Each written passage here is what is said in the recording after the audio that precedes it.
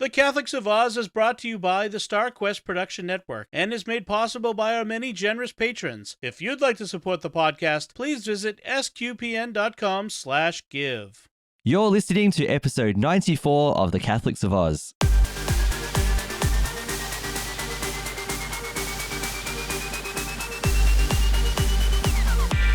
The Catholics of Oz is a show where we discuss faith, culture, and what's been happening from an Aussie perspective. Whether it's synods or science, apostolates and apps, providence or productivity, you can hear it right now on The Catholics of Oz. Hello, I'm Lindsay Sant. Welcome to episode 94 of The Catholics of Oz. It's so good to have you with us, wherever you're listening from. I am joined today by my brother from another mother, Lino Saubolle. Lino, how are you today? How's that one? Do you like that? Very nice, Lindsay. Very nice. I'm doing very well, Lindsay, and hopefully everyone else, everywhere who's listening to us, is doing very well. Now, I totally forgot that our majority of our podcast listeners are Spanish speaking countries. Right. Yeah, Nicaragua. Is that how do you pronounce it? I don't know. Big trouble. So I'm not sure what happened there, but yeah, like one of the charts said that we got into the top 200 in Nicaragua. So hello, how you going? We're doing well. We're doing well there. And right. Also we're doing okay in Australia. Yeah. So yeah. And I saw that. So I'd seen that hopefully we're still in, that we'd broken into the top 200 in Australia in Christianity. So that was pretty cool. Yeah. It would be cool if we were top 100, like Triple J top 100. Yeah. So if you're listening, let's have a competition to see if you can get your country into the charts. Get Catholics of Oz in Christianity into the charts. Yeah. Let's see if you can do it. All right. I'm looking at you, US. No, No, I'm looking at you, Malta. Yeah. Look, it's good to hear what we were doing very well in our podcasting, and it's not because where we are in the charts. I think it's our a reason why we're doing the podcast is to spread the love of the Lord, and to just to have fun as well, and look, the why is so important. Exactly. And we do this our podcasts. Yeah, we do this voluntarily. We don't get paid for it. We don't have the expectation of getting paid for it either. We do this because, and in fact, in the first topic, I'll say something about this, but we do this, like you said, Lino, we just want to share the gospel in any way that we possibly can. So if you're listening, thank you for being part of this journey with us. You are so valuable to us, not as a metric, not as a measurement of listening and audience, listenership or whatever, because you're you and you're here. So thank you so much for listening, and I hope that we can provide some value too in what we talk about as well. And as we always tell listeners, you're part of the conversation too. That if you're listening, you're part of the conversation. So you're welcome to contribute any thoughts to anything that we say. So with that in mind, actually, before we move on, I do want to mention speaking of people who listen, some listener feedback. And so Caroline has seen this. Caroline's obviously not on the episode today. So Caroline's is on a little family holiday at the moment. So she neglected us basically. She's got Lindsay, she's got more important things to do than podcast with us. That's Of course. Family comes first. Yes, of course. Family comes first. No, this is a timely break for them, and they all need it, so it's good for them. I'm just doing some sibling rivalry. That's what that's all about. Yeah. I did hear your last podcast, guys, and I think I wish I was there just to settle it down. We need you to moderate, the sibling rivalry. Yeah. So we've got this feedback comes from the SQPN Discord channel. And it's from Tom Grellinger, who was writing in the Let's Science chat. And this was in relation to Caroline's topic on our interview with ChatGPT, if you remember that a couple of weeks ago. Wow. Which is great, yeah. So Tom says, I want to thank Caroline, Lindsay and Lino for this episode. I've heard a significant amount of websites and podcasts talking about ChatGPT. But the way Caroline phrased the questions to extract answers that explain what it is, who was involved and what it's designed for, etc. If people ask me for an explanation of it, this is what I'll be referring people to, as it is very comprehensive. I definitely learned more things than what I already knew. So Tom Grellinger, we thank you so much for that feedback. And I know that I can tell you personally that Caroline was very excited to read that comment. She would have commented on today if she could be here, but it made her day because definitely. she put a lot of work into how she could get, help to make ChatGPT known and comprehensible to the rest of us. And the interview idea was a really good one. So so again, thank you for that feedback. And to anyone else who's listening, if you're new to listening to the Catholics of Oz, first of all, welcome. You can subscribe to the show on Apple Podcasts, Google Play, Stitcher, TuneIn, or your favorite podcast player. Don't forget to give us a 5-star rating, please, and some positive feedback so that we can hear from you, and also so that we can reach new people, because reaching new people and sharing what we do is what we are all about, and we do it all for free. So SQPN hosts, SQPN, the StarQuest network, hosts the Catholics of Oz on its YouTube channel. So you can just type StarQuest or SQPN in YouTube and find it there. Subscribe there, and don't forget to hit the bell to get new notifications when new episodes of this show and of other shows are released. Speaking of other shows that are released, at time of recording, Jimmy Akin's Mysterious World episode on thylacines, featuring readings from the Catholics of Oz, you, me, and Caroline Lino, that episode has come out. So if you'd like to hear us on Jimmy Akin's Mysterious World, you can do that too. And we'd love to hear what you think about Jimmy's take on thylacines or the Tasmanian tiger. And if we did a really good job of reading what he prepared for us. So you can tell us that too. Yeah. All right. So with that in mind, Lino, let's move on to Faith Beyond Borders. Well, I'm actually feeling rather good about this. I think we've all arrived at a very special place, eh? Oh. Spiritually, ecumenically. How do you make somebody love you without affecting free will? Welcome to my world, son. You come up with an answer to that one, you let me know. Yes, I had to work very hard to pass Latin and theology. Oh, quite. Those are, of course, the most important things. Oh, yeah. I'd sit this one out, Cap. I don't see how I can. These guys come from legend. They're basically gods. There's only one God, man. And I'm pretty sure he doesn't dress like that. So, Lino, I've got two topics. So first of all, this episode is being released on Palm Sunday. That's correct. Palm yes, Sunday. Palm Sunday. Yes. Wow. So in the United States, I think it's released on the Saturday, the day before, and in Australia, so the day before, and in Australia, it's released on Sundays every fortnight. So for at least here in Australia, it'd be Palm Sunday or the day before in other places in the world. We have to find out what day it is in Nicaragua that it comes out. So yeah, already or else we got into the charts. Yeah. So So I wanted to talk about two things, and Holy Week being one of them. But before I do, Lino, you mentioned about why we do this and why this podcast is it's not just something that we do because we want to collect listeners or anything like that. It's a lot more important than that to us. It's about our mission, our mission as baptized, what we're called to do, to use our faith in any way that we feel called to share the good news to, if only 10 people were faithful listeners to this podcast and we're getting something out of it, we would keep doing it.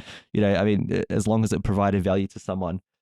So in relation to that, last night, so at time of recording, last night on March the 24th, I graduated from my Masters of Education and Theology. So I went to, which was pretty amazing. I went to St. Patrick's Cathedral for the graduation ceremony, and there were... Oh, was it St. Pat's? Yeah, cool. St. Pat's Cathedral, okay. Which was really cool. Yeah. And that was nice because that was a place that, you and I, Lino, and we've been there several times with others. Yeah, I love going there. Yeah. Back in the day with the youth group, remember we used to take them to Holy Hours on Thursday nights. And then, wow. Yeah. And then when we had our little young adults group for a while, we kept going as well at Holy Thursdays. So not Holy Thursday nights for adoration. Yeah. So we used to get adoration, then go out for dinner afterwards. It was a... it's always a beautiful thing to be able to do. Hopefully we'll be able to go again. It's kind of hard with kids and everything at the moment, but hopefully in the future one day we'll definitely be able to do it. But the Holy Hour on Thursday nights in the cathedral has always been a special thing to us. So it was nice to go to the cathedral and have the graduation there. I was very, very overwhelmed to be able to have it in that place. So it was beautiful. So I've been studying. So I started my Bachelor of Theology in, I think it was about 2007 from memory. Was this Bachelor before? The Bachelor. So and I see this all as one journey, really, right? So the Bachelor of Theology first, and I did it over 10 years, right? So it took me 10 years. I remember that. It was 10 years. Yeah. So I was going in once a week at nights, for classes after. So I'd do a day of work and then drive in for a 6 p.m. till 9 p.m. class, and then be completely wiped out the next day at school. But but it took 10 years because normally like a wise person would do it in 3 years full time, right? But I had a full time job, so the university were really kind in giving me the space to be able to complete it. So I did that, and I graduated from that one in 2017. I didn't go to the graduation ceremony in 2018 though, because it was too close to when Alexander was born. So when Alexander was born, he was born by cesarean, and the general recovery time for a woman who's had a cesarean is at least 6 weeks. And so I couldn't go. Yes, so for that one I couldn't go to the ceremony because I was caring for Isabel and obviously our newborn Alex at the time. But the thing is, even though I'd finished the degree and I was so happy to have finished that 10 years, that was a big milestone for me. And I thank God for that, for the grace that I was able to continue and persevere through that, because it was a tough journey. I knew that there was a master's, in me that, I wanted to do some further study.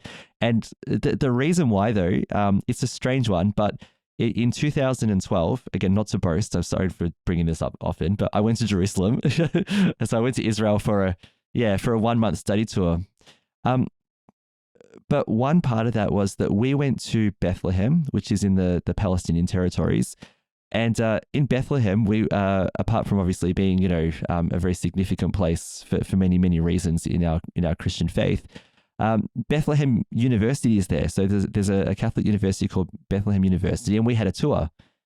And which was amazing in itself. They've got a beautiful chapel, just amazing facilities there. It's a beautiful place.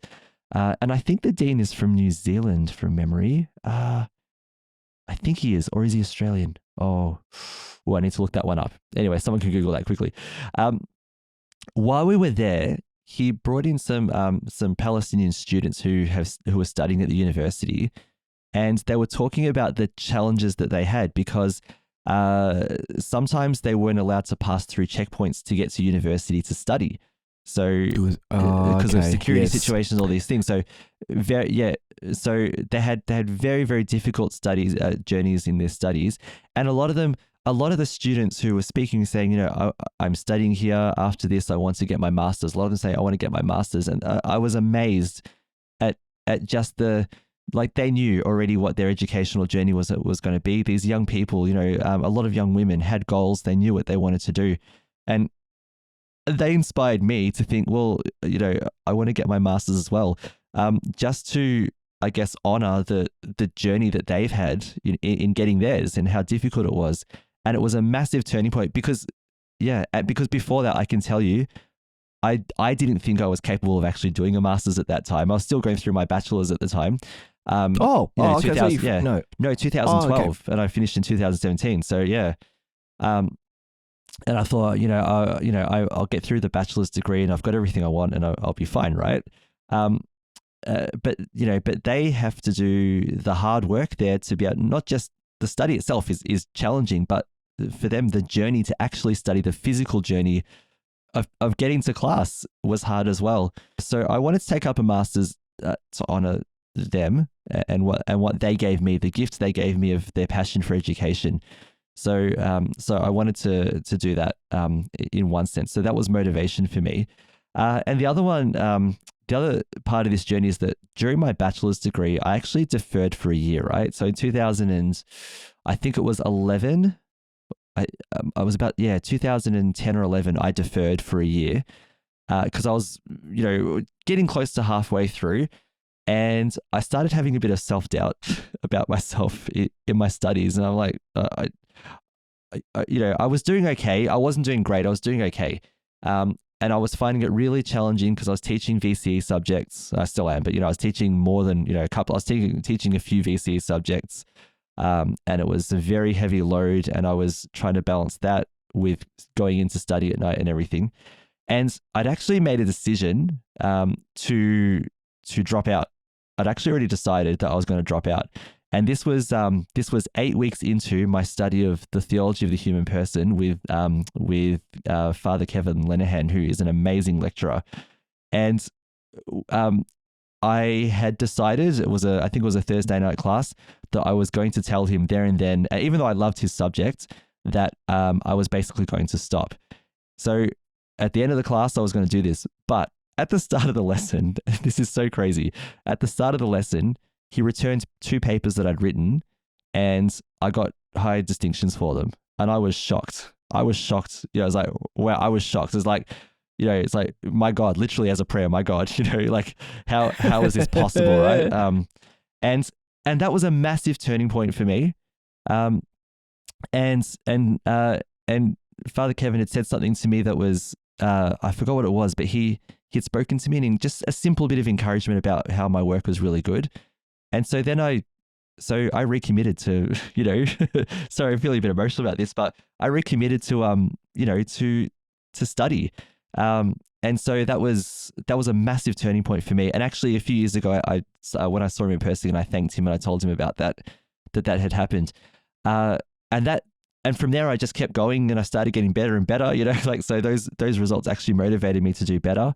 At the end of that subject, doing your bachelor's studies, yeah. That was my bachelor's, doing yeah. Your bachelor's studies, yeah. So at the end of that particular subject with Kevin Lenahan, the exam was an oral exam, which meant that he would ask me questions and I would have to answer them. So you have to study. And I actually did really well in that exam, which again, I shocked myself, right? I was really surprised.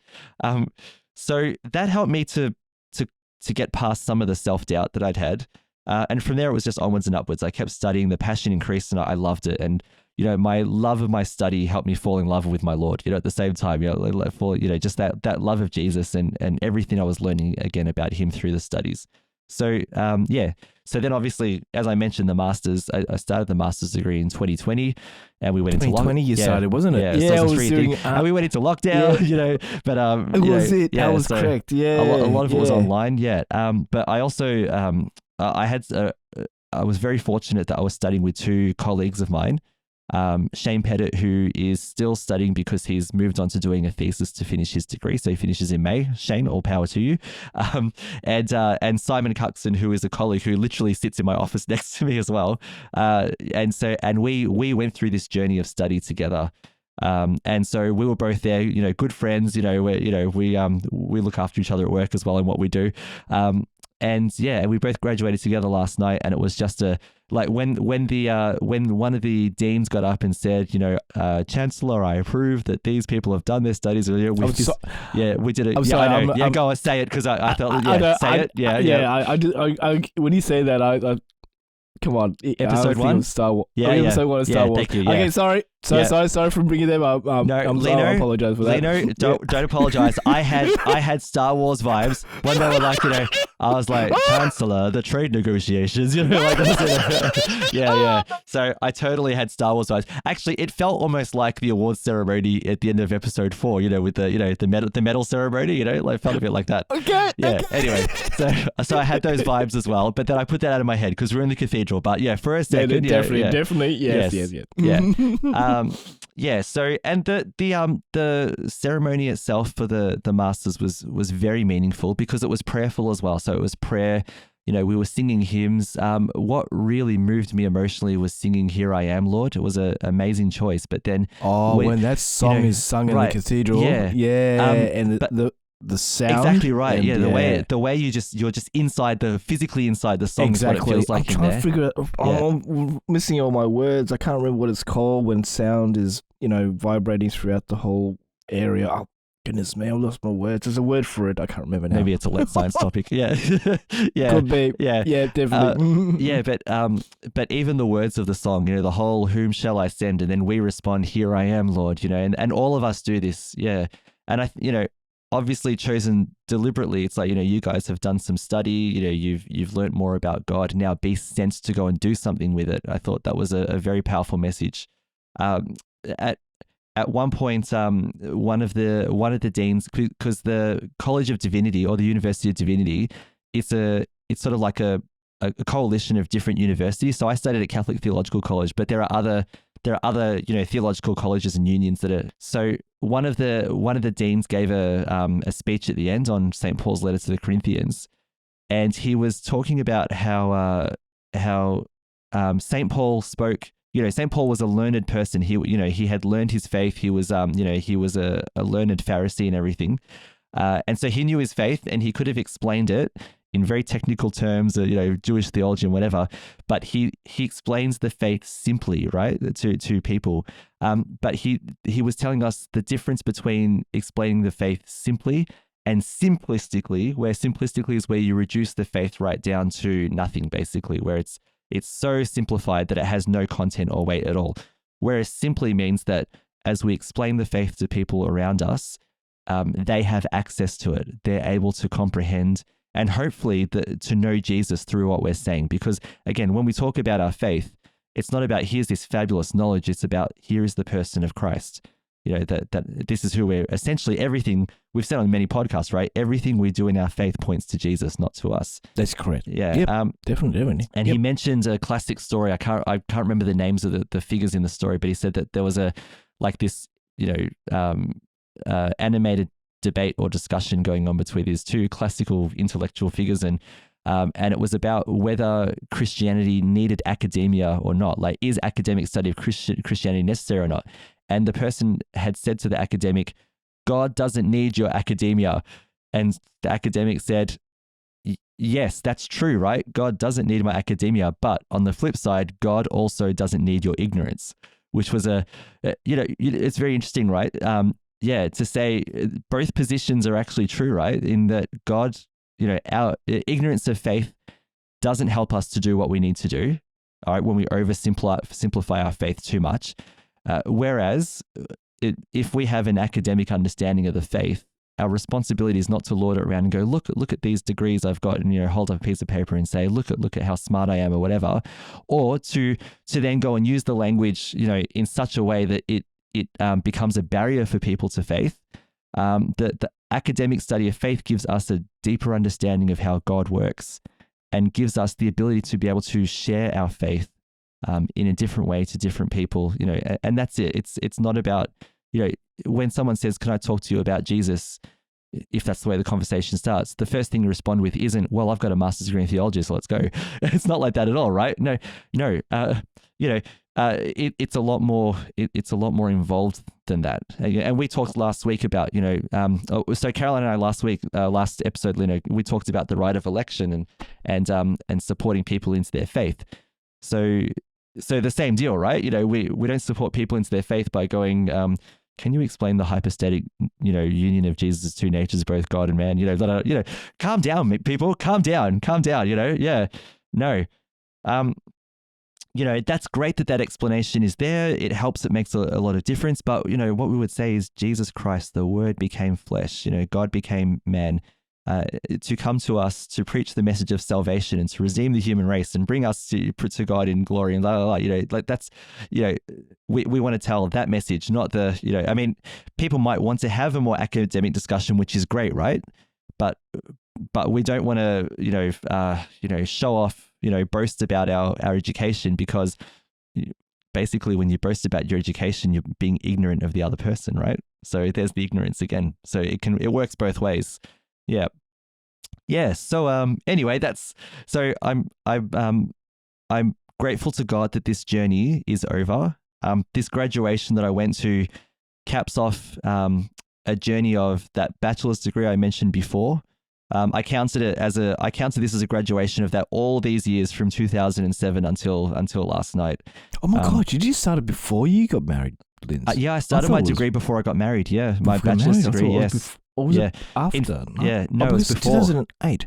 So I got married in 2008. Yeah. So actually, no, I started 2006. Yeah. So 2006 deferred for a year. That's why. So it was 10 years, but 11 years if you count the year I deferred. Yeah. That's correct. Yeah. So actually, funny you should mention that, because I said to Isabel. So Isabel and I were well and truly engaged by then, and I asked her. I said, I said, can I do this study? But you need to know that if I do this study, that it's going to have, it's going to also be while we're married. It's going to go into our marriage as well. So as of last night, having graduated, now as of this morning, Isabel got her husband back. At least for now, anyway. At least for now. Look, Lizzie, she's never lost you, man. Yeah, that's true. Know what that's I mean. True. That's very true. Yeah. Even though you've studied everything, Yes. you've always been there. Yeah, absolutely. However you can and wherever you've been. Yeah. So that's a bonus. And look, she has support wherever she goes. She's got us. We got Jerry and Priscilla and all our friends and connections and all the mahjong we play with our families and everything. It's all the connections. So it's all good. Yeah. And I'm very grateful because at some point, when I was doing the bachelor's, we were pregnant with Damien. Isabel was pregnant with Damien in 2008. He was born 2009. And Priscilla, this is before Priscilla was married to Jerry. So most people might know Jerry who's been on the podcast from time to time. But Priscilla would come over some evenings, like on the evenings that I'd study, and hang out with Isabel and make sure she was okay until I got home. And I'd get home at 9:30, 10 o'clock at night because the classes finished at 9. So so closer to 10. Yeah. So a lot of you've all been there for us on the journey, and so I don't take for granted anyone who's supported us. Especially for my selfish reasons of studying theology for how long. Yeah. But it's great. And now I'm looking forward to studying theology, just reading about it in my own time without having the weight of essays and things like that to do. But was a big one you did, Liz? It was the last one I wrote. Oh no, not that much. No, thankfully. That's a minor thesis. That's a minor thesis. I haven't done that. No. Yeah. I'm not that crazy yet. Yeah. The last one I did was 7,000 words, but it was 7,000 words. That's correct. 7,000. Sorry, my bad. I just exploded that thought. Yeah. But last year I did write 2 7,000 word essays, which is where that was that number. 2,000 word essays. So 7 twos are 14. Yeah, 14,000. Yeah, altogether. Yeah. So 3 years, 3 COVIDs. That wasn't too bad. Three COVID sicknesses. Yeah, it was a interesting journey. Yes. Yeah. Oh, Lindsay. And a ton of lockdowns. Yeah. Oh, wow. Yeah. Wow, man. Yeah. Wow. Yeah. So anyway, so before we move into talking about science, I just want to briefly say a couple of things about Holy Week now. Because as I said, for most people today or tomorrow who are listening is Palm Sunday. And so wanted to just say a couple of things about Holy Week and obviously why this week is such an important thing.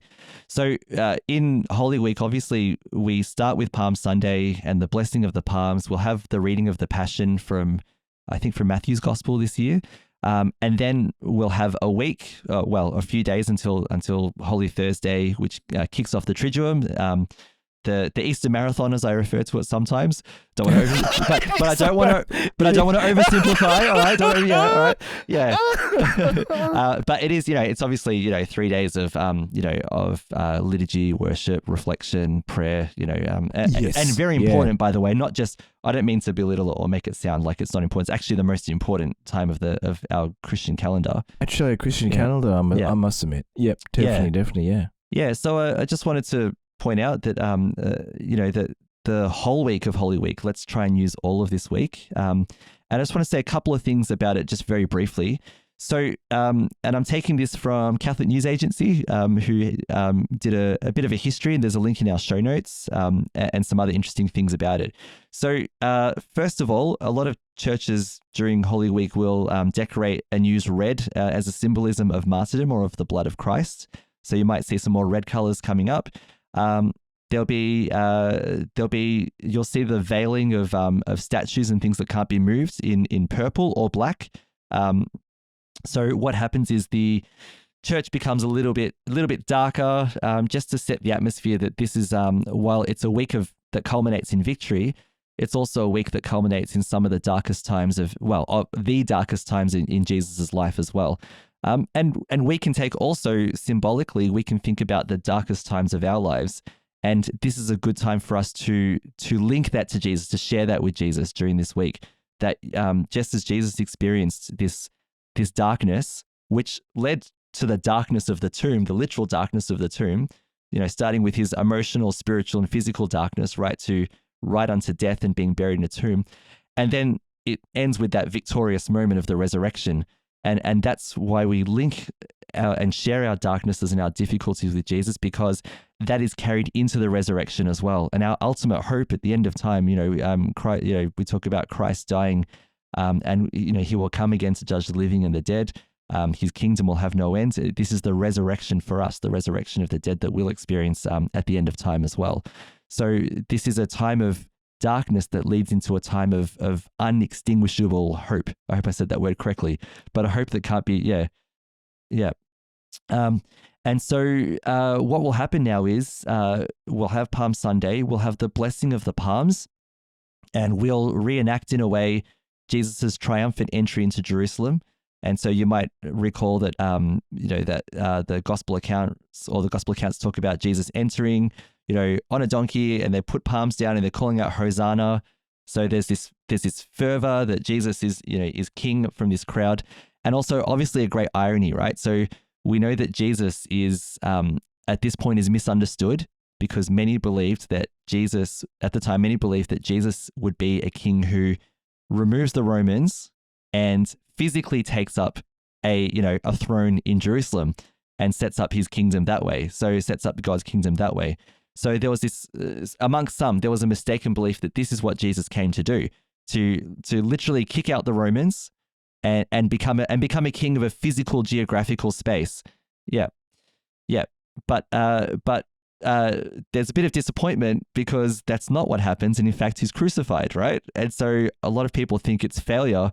Yeah, but we know that Jesus was actually setting up a universal kingdom. The kingdom of God is, and when I say universal, I mean the universe, the whole of everything, all of everything that exists, everything all of creation. Exists. That's correct. Yeah, is all part of God's kingdom. And this is the kingdom he reigns over at the right hand of the Father. This is a greater victory than a physical kingdom in one country, in the world, right? It's a kingship of everything. And what we take from that is Jesus is the Lord of everything, the Lord of our lives, the Lord of our difficulties, the Lord of our joys, the Lord of everything that happens. And this is why we offer everything in thanksgiving to God, because God is over it, is watching over all, not over it like I'm so over it. No, but God is over it in that he reigns over it for all of time. And we can take great joy in that, a great joy and comfort in that as well. So just a bit of brief history of Holy Week. The observances of Holy Week began in Jerusalem in the earliest days of the church, and where devout people would travel to Jerusalem at Passover to reenact the events of the week leading up to the resurrection. Now, just again, another boast. So when I was in Jerusalem, I hate saying this phrase because I feel like I'm all, oh, look at me. No, but you can still do this today, and many pilgrims who have gone to Israel and Jerusalem have done this reenactment. They actually have stations set up in the old city of Jerusalem that you can do Station of the Cross. So pilgrim groups will do it. Yeah. So our study group did the Station of the Cross, which was one of the most moving ones I've ever done in my entire life. I was about to say, Lindsay, I imagine, oh my goodness me, I would be so emotionally wrecked. It is such a spiritual exercise to do. Oh my goodness and me. it ends in the Church of the Holy Sepulchre, which is the church of where Jesus was crucified and buried. So, and the tomb of where Jesus, the sepulchre, the tomb is there, right? So that's where you end. You pray at the site of the crucifixion. You pray at the site of Jesus being taken down from the cross. There's a slab that's there, which isn't the slab, but it's a slab, as a spiritual reflection of that place. And then there is obviously the cave, where Jesus is buried, which is all present there. So doing that pilgrimage is powerful. So I can imagine why these early pilgrims would have done it. It was a powerful thing to be able to do, and it would have been much harder for these pilgrims traveling to Jerusalem than it is for us today as well. So it would have been an absolute pilgrimage and a half to do. Egeria was a Christian who traveled widely during the period of 381 to 385 and wrote about Christian customs and observances in Egypt, Palestine, and Asia Minor. She described how religious tourists in Jerusalem reenacted the events of Holy Week. On Palm Sunday afternoon, the crowds waved palm fronds and made a procession from the Mount of Olives into the city, Of course, the observances must have begun quite a number of years before Egeria witnessed them, or they wouldn't have been so elaborate. It's just that Egeria's description is the earliest we still have. The tourists took the customs home with them.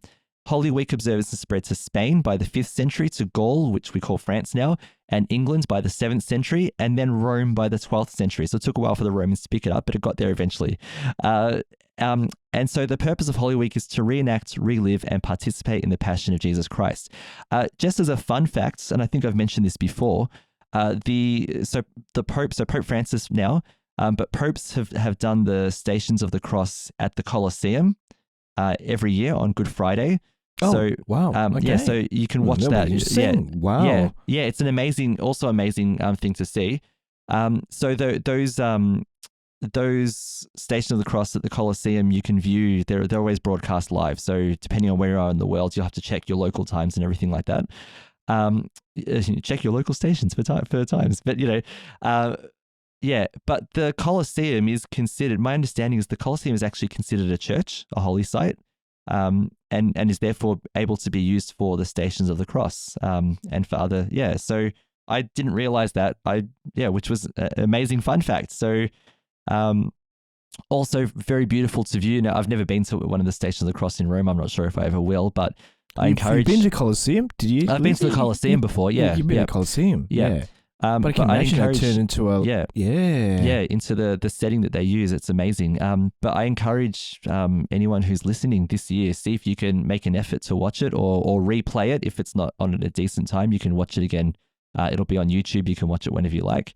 Or if there might be videos of your favorite pope, whatever it might be. But definitely what Pope Francis does every year is always in context. So.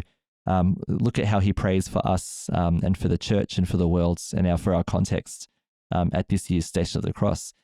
So that's an important thing as well.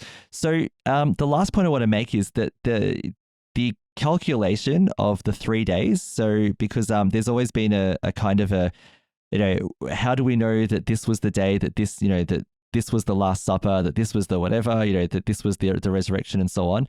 Because when we think of 3 days, it's strange to us because it doesn't seem to quite add up. But we have to understand the concept of days in ancient Judaism and Sabbath and when day started and finished. So I'm actually going to use the text here rather than trying to explain it to myself, because I'll end up doing my head in if I do this. Yeah. So I'll just get the part that I want to have a look at, and that is this. So the disciples arranged for the Passover meal, which took place after sundown on Thursday. So we know of the Last Supper, we know of the Eucharist, the washing of the feet, all of those really powerful moments that happened. However, this would have been considered a Friday, or at the start of Friday, because when the sun goes down in that Jewish recollection, it's the beginning of the next day, if that makes sense. So we might call that Thursday night Friday Eve, just like we have Christmas Eve, right? So then the first day technically is a Friday, which begins on Holy Thursday night for us, if that makes sense. So Jesus and his disciples ate Passover in the upper room.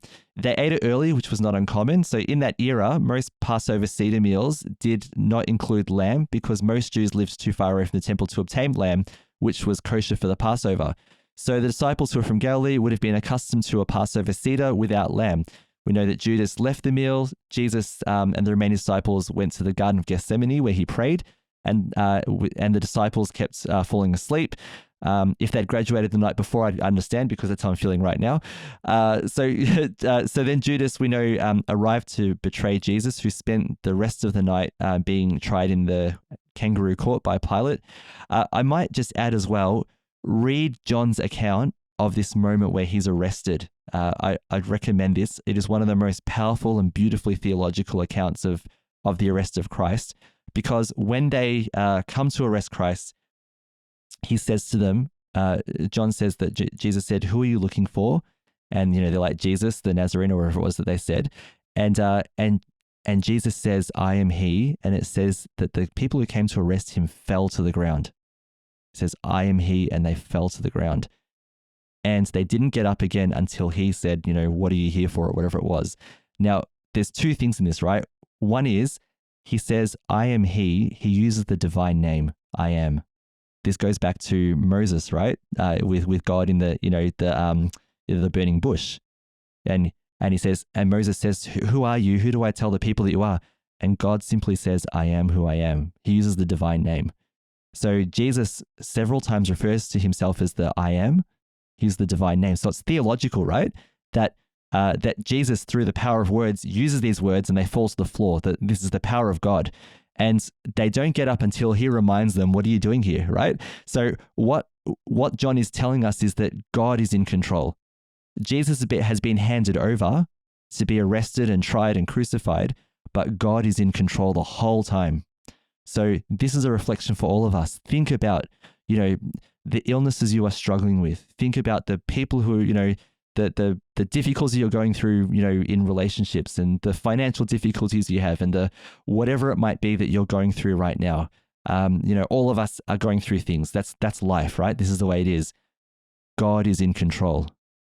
The great I am is not going to abandon us. And this is the most beautiful thing, right? In the most trying times, God does, the Father didn't abandon Jesus. All right. He rose Jesus from the dead. In the most desperate circumstances, God is not going to abandon us in our most desperate circumstances. God walks from our conception to our death and beyond, and then welcomes us home. So keep that in mind. Easter is powerful. Easter is powerful. This is the amazing thing, right? So So let's not take this Holy Week for granted, right? So then we go on, the following morning after the trial of Jesus, which was the same day by Jewish reckoning, the crucifixion, which we celebrate on Good Friday or commemorate on Good Friday, significantly took place just as the Passover lambs were being slaughtered in the temple. So again, John's gospel, I love John's account, right? When Jesus is pierced in the side, and it says blood and water flowed from his side, right? This is theological. This is absolutely theological, because while Jesus was being crucified in the temple, the lambs were being slaughtered, which was part of Jewish custom at that time of Passover, right? So, and what would happen is there'd be so much blood on the temple grounds because there'd be a lot of lambs being slaughtered, because a lot of people needed lambs for their, Passover and so on. So what would they do? They would wash it out with lots of water. So out of the temple would flow blood and water, like what flowed from Jesus' side. Jesus is the temple, the new temple, right? He is and that's why we read about the veil being torn in two, because God's presence is not confined to a single room. God's presence is everywhere. And Jesus, we know, is everywhere. The ascension, right? The ascension of Christ is our reminder that Jesus is not in a physical place, but Jesus is everywhere, is with us all the time. So again, we have all this beautiful theological understanding. Again, to simplify all this theology, it's to say Christ is with us in everything that's going on in our lives. So, nice. Yep. Yeah. Yep. So we know he's crucified, and then Saturday, which is the Jewish Sabbath at the time, Jesus is rested in the tomb on the Sabbath, and then and this was the day before the resurrection, and then Sunday is the first day of the week, the festival of the first fruits. So on this is the third day that Jesus rose from the grave. It was the first day of the week and the day after the Sabbath, according to Matthew, and if you want to look at these references, Matthew 28:1, Mark 16:1-3, Luke 23:56-24, and John 20 verse 1. They all say the resurrection took place on the first day of the week. So that's how we kind of get the 3 days. Now, I can't go through all of this text here that's in front of me. However, if anyone would like to see, out of curiosity, how we get the 3 days for our Easter Triduum, and how they match up with, how they're biblical, there's a link from Catholic News Agency, which is in the notes if anyone would like to have a look. Yeah. Any thoughts, Lino? Sorry, I took over a little bit there just explaining this. But No, Yeah. totally understand, man. It's Holy Week for us, Catholic faith and Christian faith is a very busy time, but busy as in time for us to just reflect on the Lord's passion, and throughout the whole journey of what's going on, I've said this many times. I think I find Holy Week in the Easter season more meaningful for myself than Christmas. Even New Year's Eve, or however it is. But I find it more meaningful because it really brings the thought of how Jesus was going through and how his love later on as resurrecting and, bringing forgiveness to everyone in the world. Yeah, Holy Week it's a busy time, but I must admit in my younger days, I don't know, maybe I was of course, of course. We grow into it, Lino. That's the course of our lives. We all grow into it, yeah.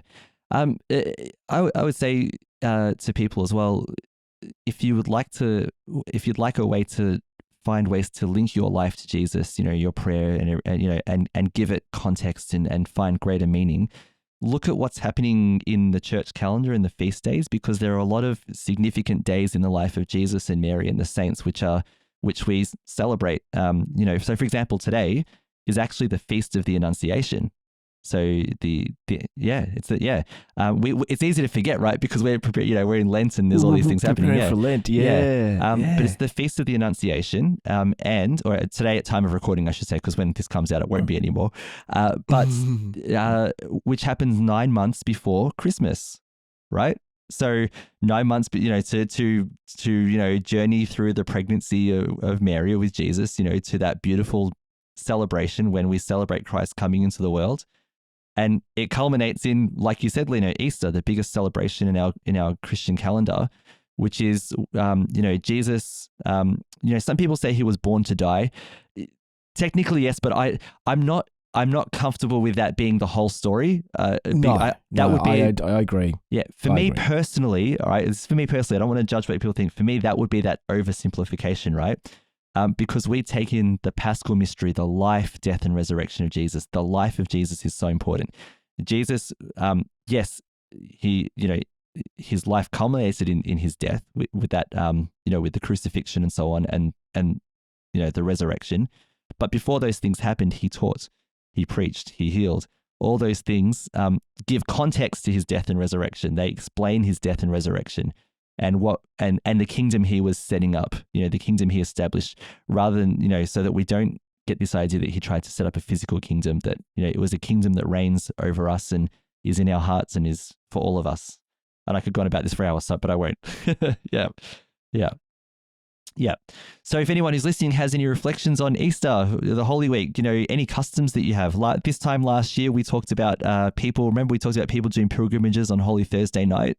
They'd visit a number of churches and pray at the altar of repose. Oh, wow. Yes, so we go to different churches. Yeah. Oh, wow. How did I do that? I could remember that. We talked about that. Yeah. So if you have any customs or ways that you prepare for Easter during Holy Week, please share them with us. We'd love to pass them on to to our listening community. So let's move on, because this was a longer segment than I expected. It was a good one. It was a good one. Yeah. But then Holy Week, how can you not spend so much time thinking about it? Yeah. So let's talk about science. What a fine day for science. You have any hobbies? I collect spores, molds, and fungus. Can you reverse the polarity? I'll do my best. Science, science, science, science, science. Science, science, science, science, science. Yeah, I like science. So, Lino, would you love one day if you didn't have to plug your phone into a pesky phone charger or put it into a wireless charging pad, and just let your phone charge from the very air that it's in, just from the air charging? What do you think about that? That is unbelievable and so science fiction, but I would totally agree to do that. Yeah. That'd be awesome.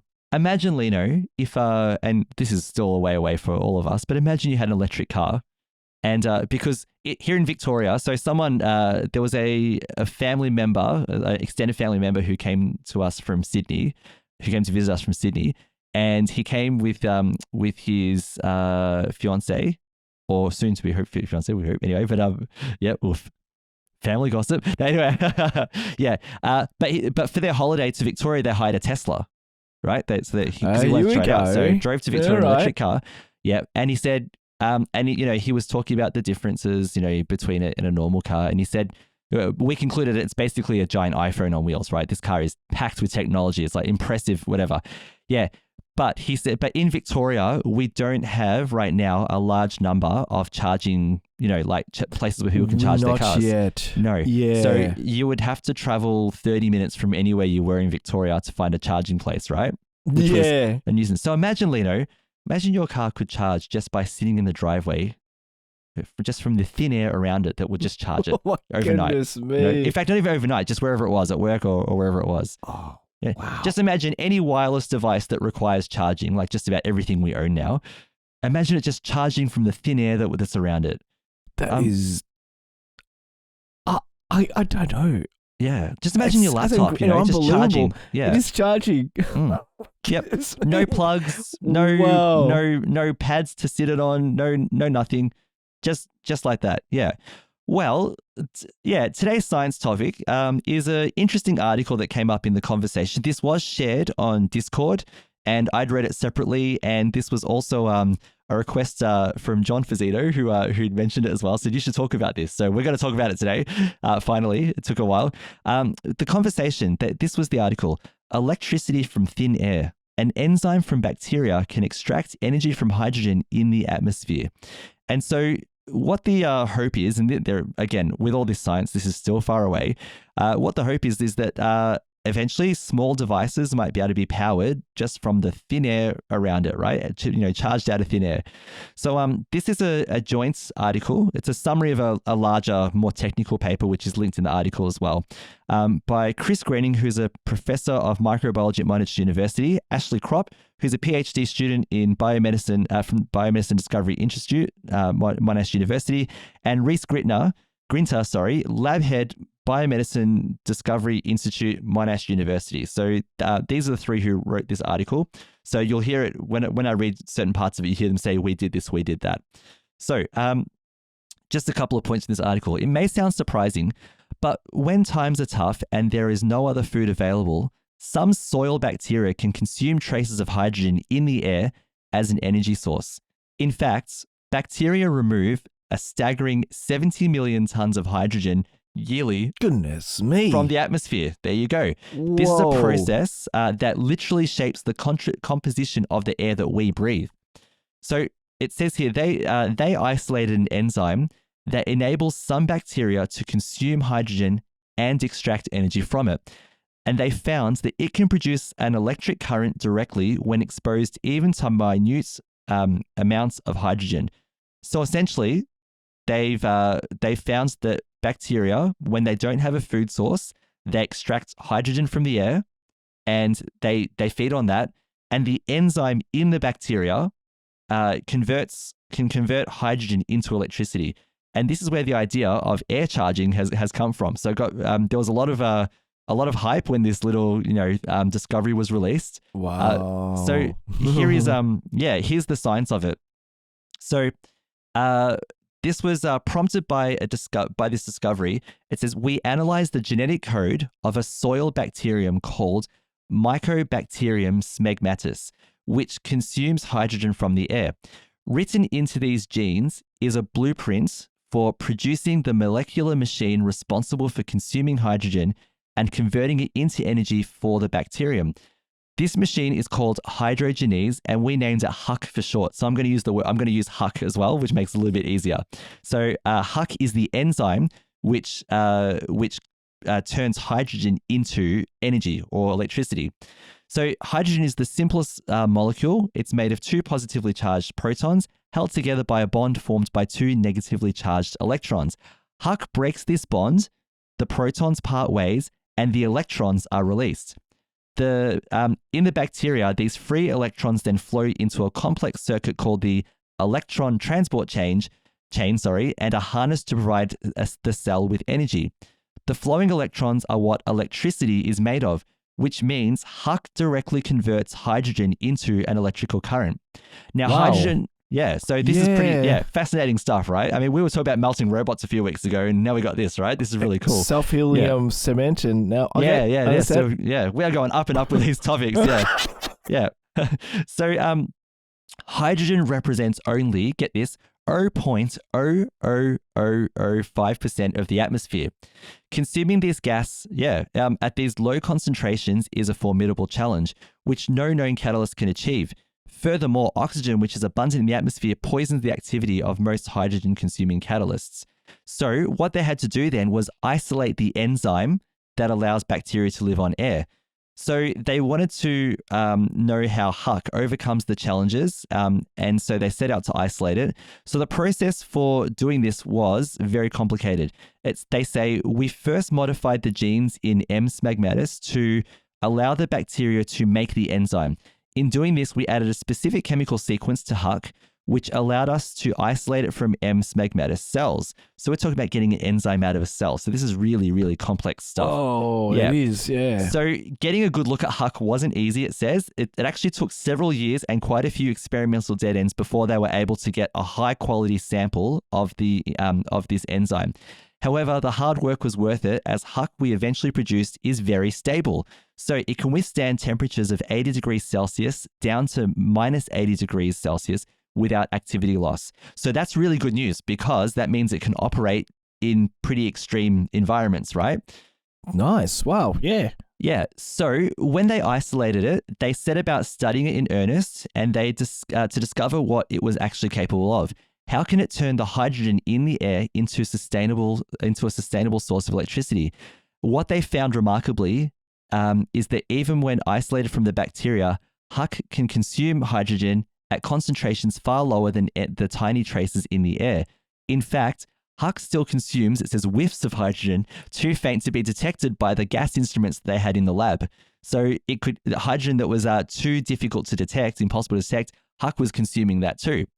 So they found it's entirely uninhibited by oxygen, a property not seen in other hydrogen-consuming catalysts. So this is a pretty sturdy, a pretty hardy little enzyme, this one. So to assess its ability to convert hydrogen into electricity, we use a technique called electrochemistry. This showed Huck can convert minute concentrations of hydrogen in the air directly into electricity, which can power an electrical circuit. This is a remarkable and unprecedented achievement for a hydrogen-consuming catalyst. So then it says we use several cutting-edge methods to study how Huck does this at the molecular level. These included microscopy or cryogenic electron microscopy and spectroscopy to determine its atomic structure and electrical pathways, pushing boundaries to produce the most highly resolved enzyme structure yet reported by this method. So this is, again, a really amazing, level of depth that they've gone into to study it. And there's an image here, but it's an artist rendering of what Huck consuming hydrogen from the air looks like. So you'll want to check that out from the article, because the image itself is out of this world, the artist impression. Yeah. So what they said now, what could it do? What's the application? So obviously, like all research, it's early days, except for Roman concrete. That one's not early days. That's getting better. However, yeah. But what could this do in the world of tomorrow? Once they overcome the technical challenges to release the potential of Huck, what they said is, firstly, one challenge is they need to significantly increase the scale of Huck production of this enzyme. In a lab, they grow the enzyme in milligram quantities, but they want to scale this up. Wow. Yeah. So they want to get this up to grams, and ultimately, and this would be amazing, kilograms. So you imagine just kilograms of this enzyme of Huck, suspended in a liquid or wherever it might be. However, our work demonstrates that Huck functions like a natural battery, producing a sustained electrical current from air or added hydrogen. So as a result, it has a considerable potential in developing small, sustainable air-powered devices as an alternative to solar power. The amount of energy provided by hydrogen in the air would be small, but likely sufficient to power, for example, a biometric monitor, a clock, an LED globe, or a simple computer. With more hydrogen, Huck produces more electricity and could potentially power larger devices. So I know I was joking about the Tesla and the laptop and the phone, but those are far away. But smaller devices, this is entirely conceivable. Like, can you imagine all of the globes in your house, all the light globes being powered by the air around them? I mean, that would be pretty cool, right? or the clock on your yeah. wall, or just some simple, other simpler devices. It says simple computers. So imagine the computer that is in your, in the panel that controls your heating, for example, so simple things like that. Oh, okay. So imagine simple computers like that being powered by the very air around them. Wow. And then hopefully what they say is that if this can be achieved, they can scale it up to much larger devices. So your laptop, your phone. I mean, I can imagine phone companies jumping over each other to try and get their hands on this technology if it works, right? Another application would be the development of Huck-based bioelectric sensors for detecting hydrogen, which could be incredibly sensitive. So before we talked about how current sensors can detect hydrogen, but not very, very minute traces. So a Huck-based sensor could actually detect even the smallest amounts of hydrogen. It could be invaluable for detecting leaks in the infrastructure of our burgeoning hydrogen economy or in a medical setting. So they conclude by saying, in short, this research shows how a fundamental discovery about how bacteria in soils feed themselves can lead to a reimagining of the chemistry of life itself. Ultimately, it may also lead to the development of technologies of the future. Where's this leave you feeling, Lino? This is crazy. I'm speechless because I think we've been hearing about hydro studies happening. Yes. You've heard about the hydroelectric car. Yeah, so hydrogen-powered cars. Hydrogen-powered cars. Is that almost the same thing? Caroline, I hope I'm talking about this. Almost the same similar thing, concepts, almost? yeah. Similar concepts, yes. Yeah. Yep. So, yeah, and I was looking at an article and watching a YouTube thing. This is legit. Some guy just blurring about thing, and he was saying that, it is possible to do it. It's just the cost side of it, building the thing. And I'm afraid it will be the same, but I think the technology is coming forward and it will be unbelievable. I have a feeling it'll be here by the time we, in a sense, maybe we're retired. But hey, why not? And we'll be in our 80s driving our hydrogen-powered Teslas, and charging our devices within the air. Well, and that little light bulb in the top of your car that switches on when the door opens, that'll be powered by the air around it. Yeah. Air-powered tiny little globe. I'm just going, wow, this is incredible. This is technology going forward. And hopefully, Lindsay, am I saying it right? It's going to help the environment. I think maybe soon enough we'll be moving away from, am I saying it right? Fossil fuels? Fossil fuels, yeah. Yeah, in a sense, and then reimagining and bring a bit more environmental stuff going on. Yeah, I think our dependence on fossil fuels will be around for decades for sure. It will be. However, it will be because it has to, in a sense, yeah. The difficulty with fossil fuels, and thank God they've gotten us this far, but they are a finite resource, and this is the issue, right? That because they're finite, they will eventually run out. So that rollout of other technologies to complement, supplements, complements, add to, and hopefully eventually replace fossil fuels, is now who knows how far away that is, but it is an important goal because, all these things have to be dug out of the ground, or drilled out of the ocean. And that's, there's obviously an environmental cost there as well. That's correct. Yeah. Yeah. We do hope over time that we'll be able to have these other fantastic technologies which will unlock other sources of energy that will make it easier for us to exist without damaging the planet around us, of course. Yeah. Is there a planet, oh goodness me, I'm so bad at knowing my planets, but is there a planet we have in our solar system that has hydro? Absolutely. Yes, there would be. In fact, they've talked about fuel sources on planets. So get this right. Now we'll talk about this in future episodes, but the moon does have water, right? As in ice water, not like big, poles of ice like we see the North and South Pole, but there is a concentration of parts per million of water in the Martian soil, right? And the Artemis missions, which starting with going to the moon and establishing a moon base and whatever, the purpose is to eventually create a launch site on the moon, or a launch, whatever it might look like, but as a place where humans will go to Mars. it's actually easier to launch from the moon to get to Mars than it is from the Earth, right? Because the fuel cost is lower, all that kind of stuff, right? So it's actually much easier. So the water in the moon's surface can be converted into, I think, so water, oxygen, hydrogen, I think. If anyone here is more intelligent than I am about that, but it is a necessary component in fueling rockets. So oxygen, for example, is really important. Yeah. So yeah, a lot of rocket fuels are combinations of something and oxygen. So, for example, methane powered engines, which are the latest craze right now, methane and oxygen, and they call it methalox. Or you have kerosene engines, which is a more normal one. So kerolox, you know what I mean? So they're all combined with oxygen. Yes, I'm a bit of a nerd when it comes to rocket launches because I love them. Yeah. All right. Yes. All right. So let's finish it there. But let's see how we go with creating air-powered devices in the future. Why not? Yeah. Why not? So let's briefly, because we're going a bit over time. So let's Thanks Holy Week. Let's talk about entertainment briefly. I don't know where you get your delusions, laser brain.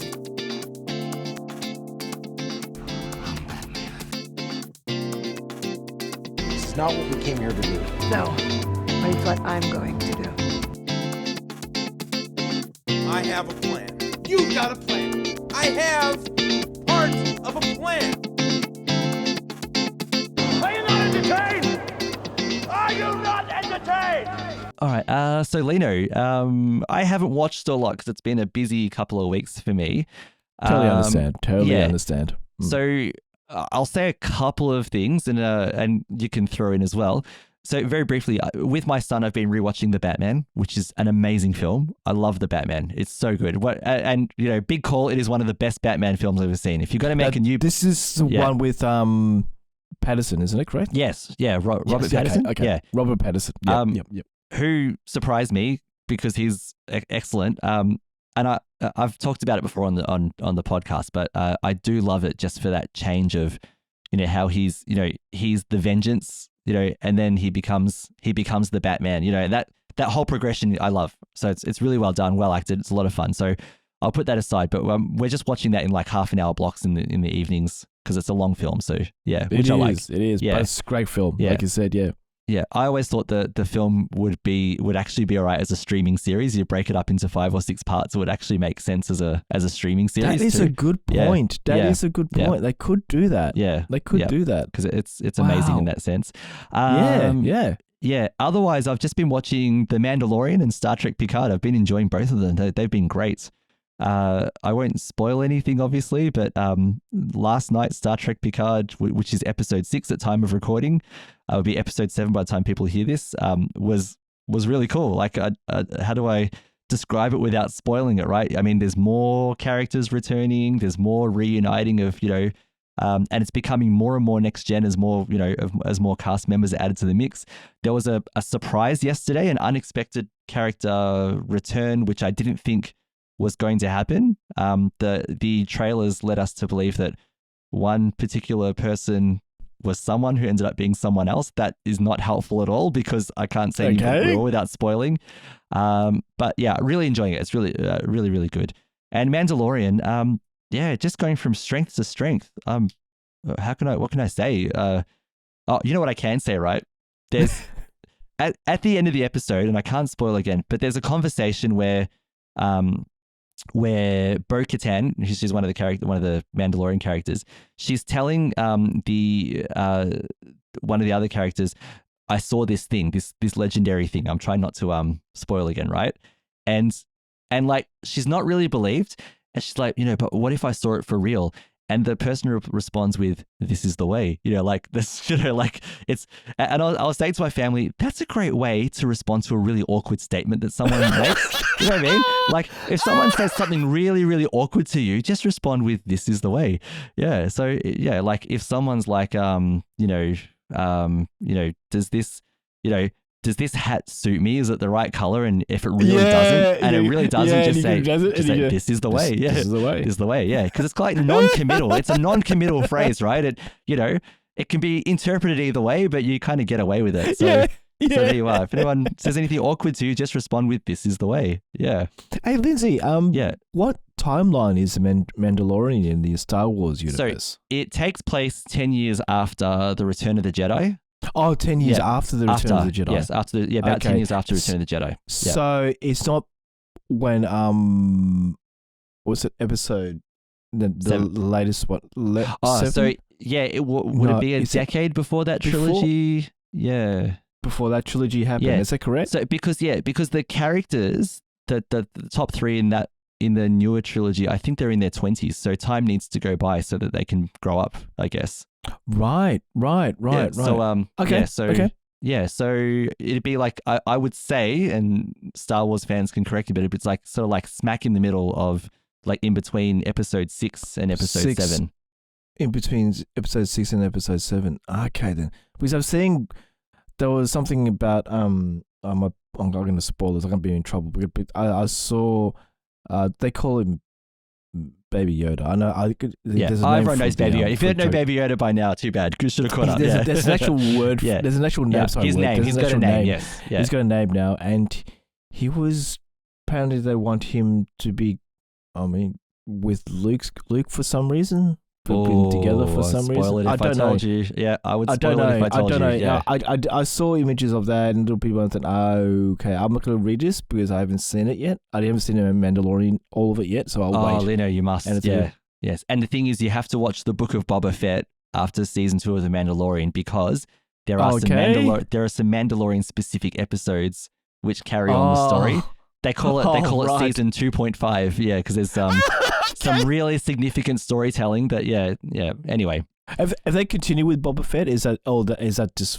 I don't know. I'm not sure if it's a one-off or if they'll continue. Yeah, I'd like them to continue. I enjoyed the series. Not everyone did, but I actually thought it was really good. I really enjoyed it. Yeah. But anyway, Yep. Oh, cool. What about you? What's been entertaining you recently? We've been watching Cobra Kai. Yes, we're catching up. Still catching up. Progressing through. Been through it, but it's we're up to season 4, and we're really, really enjoying it. It's a lot of fun. Yeah, it's funny. It's very funny with when season 4 comes out, it says a Netflix series, and I go, oh, that's right, because the first 3 seasons were YouTube. But it was a YouTube. I think it was just the first season was a YouTube. Oh, was it? Oh, okay. I think so. Yeah. Okay. Oh, wow. Okay. Yeah. My bad. I think anyway. So we came back and really enjoying it, and it's like you know the good old days where we used to watch anime, Lindsay, from. Well, not Dragon Ball Z, but it was so long to watch. Dragon Ball Z. But I'll just other, Japanese anime, and this so reminds me of that because there was always the stories about the different dojos or different martial arts. Right, yeah. Yes. Or back in the days, we had to get a champion to fight. You know, it was like they've all got a champion fighter and and this one and that one, and this so reminds me of that. You know. But it's such a good series. Yeah, it's very David and Goliath. You know, the champions. They've got each side has a champion. You know, exactly. There you go. And it's so good that it doesn't reflect back to all the other Karate Kid movies and everything all the time. There's little references where the callbacks are nice the way they do it. Yeah, and the callbacks, they're great. It's like I like it when they do make up a certain part of the storyline, especially when Daniel was talking about his mum. And how they used to save money and put it into a jar. Yes, that's right. Everything for his college funded, but I think he spent growing that up on in Reseda or whatever it was called. Reseda, and he used that fund to go to Okinawa to Japan, to take Mr. Miyagi there. That's right. Miyagi to see his dad before he passed away, and that sort of thing. But there was another one. There was another reference with it, and little things here and there that you didn't see in Karate Kid, but it wouldn't be. But it's good. The characters are great, Lindsay. I like him. I don't mind him. Yeah. And considering we're getting into, by the time this episode comes out and it's getting into Holy Week, I have to mention a couple of, obviously there's some great films and literature that, you know, in relation to that, which is really good too. Every year, with my son, we watch, now I've gone blank. I should know this. What's the Easter film? Is it Ray Fiennes who's in it? Oh goodness, sorry, I'm just doing a quick Google now while I think about it. No, it's the wrong Fiennes. There's the other Fiennes brother. Anyway, I'm gonna kick myself if I don't remember it. Sorry, Lindsay. That's all right. Anyway, it's the Easter film where he plays a Roman soldier, who ends up converting. Yeah. Oh my goodness me! Yes. Is it Ralph Fiennes? Oh, this Fiennes family. They're so fine. Yeah. Oh wow, we've always got time for a dad joke. Yeah. Yes, yeah. Always got time for a dad joke. Yeah. Oh goodness me, I can't remember the name of it, and I had it in my head just a minute ago. This is COVID, man. This is what COVID did to my head. Anyway, it's an Easter film where a Roman soldier, he essentially converts to Christ, but it's like I call it CSI Jerusalem, because he has an investigation to try and find the body. That was it, yeah. Yeah, yes. I've got an image from the film right here in front of me. It's called Risen. Thank you. It's called Risen. Oh, thank goodness. It's with that was it, yeah. And it's Joseph Fiennes, okay? That's the Fiennes brother, okay? So anyway, it's called Risen. Anyway, I think personally it's a good film. A lot of people watch The Passion, which is a good film. Not ready for my kids to watch that just yet. All right. However, this film I think strikes a good balance between the violence of the events, but also I like the faith journey afterwards of going from doubt to faith. I actually think it's a good film for young people to watch. So Risen is a great Easter film. I'm sure there are so many others. Like some people like the classics, they might watch The King of Kings or something else, yeah. So yeah, it's a good time to watch films and series that help reflect faith. And I'd also obviously recommend The Chosen. I think it's really good. It doesn't have any Easter. Yeah. There's no Easter content, but ish anyway. However, in terms of explaining who Jesus is, we talked about life, death, and resurrection, right? So they're going through the life part right now through this season. So through this show, I should say. I think it's worth watching. Is it perfect? No. Is any series or movie on Jesus perfect? Absolutely not. However, it will give some good reflections, because I always see these films as not as historical. I don't bother considering if they're historical or not. I see them all as prayerful reflections on people trying to understand Jesus. So I'd recommend it. Season 1 is actually now on Netflix of The Chosen too. So you can watch season 1 on Netflix. Yeah. Oh wow. Okay. Cool. Yeah, and if you Google The Chosen, there are different ways of watching it. They've got apps, online browsers, so you can see it that way. Nice. Yep. Yeah. All right. Awesome. We're good. Let's wrap it up then. Yeah. Do you have an Easter film show series that you go to at this time of the year? Not at the moment, Lindsay. No. Now it's more of us just reflecting and just being with family and friends. We don't watch a lot of I watch a lot of Easter entertainment. In a sense, no, not yet. No. Yeah, and we can't neglect, of course, as part of your spiritual reflection, get into scripture. Get into read the passion narratives during this Holy Week. Because that's find out why Jesus loves you. Find out how much Jesus loves you as well. I have to. We're going to figure out what we're doing for the Holy Week. Look at the schedule. We are all going to be busy. Yeah, even just going makes you busy. But yeah, Holy Week it's a busy time for Catholics. So if you're not Catholic, you're listening, just be nice to your Catholic friends, your Christian friends at this time, because we're going to be very busy. Very busy. All right. So we want to thank you all for joining us for episode 94 of the Catholics of Oz. We hope that there was some value for you. And before we go, we'd like to take a moment to thank our patrons who make it possible for us to create the show. Today, we'd love to thank Mary N, Jason M, Tim C, Declan M, and Adam R. Through their generous donations at sqpn.com, they make it possible for Catholics of Oz and all the shows on StarQuest to continue. You can join them by visiting sqpn.com/give. And if giving financially is difficult for you, please, your prayers are more than enough. And we do thank you for your prayers. If you would like to keep us in your prayers for the work that we do on this show. We'd love to know your thoughts on any of the topics we've discussed today.